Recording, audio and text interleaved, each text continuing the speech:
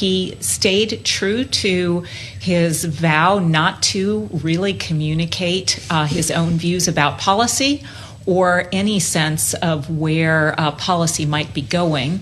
The result of that was he really let the summary of economic projections do all the talking. And I think the markets really reacted because you had half of those projections, didn't include his projection, but half of those projections saying that inflation is going to be a lot higher this year, ending the year at 3.3% core, and that would warrant one or more rate hikes, and that's why you saw that big move in the 2-year.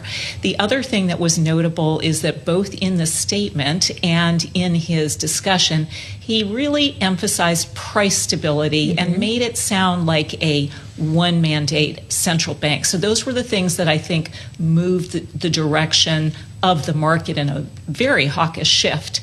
That's not actually what his comments, the sort of subtext suggested, but those were the main messages. Well, so talk about his comments on what we just heard him say about financial markets receiving guidance from the Fed.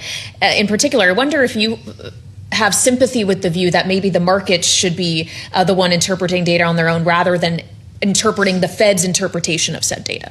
Well, I think the difficulty here is that the market needs to, and the public need to understand, not forward guidance in the sense that I think he is objecting to, which is suggesting here's what our action will be if inflation and unemployment come in at these levels, but at least a sense of how the Fed's policy is seeing current inflation, unemployment, and that gives both the markets and the public a sense of where policy might be heading. So what was interesting yesterday is he really didn't even want to provide a sense of what a lot of people call a reaction function.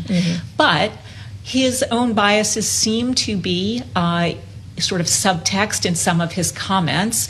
You know, he noted that half of the people who did submit projections didn't see a rate hike this year. He said there was no cruel choice between inflation and the labor market. So there were a few things that he said that might have pushed back in the other direction.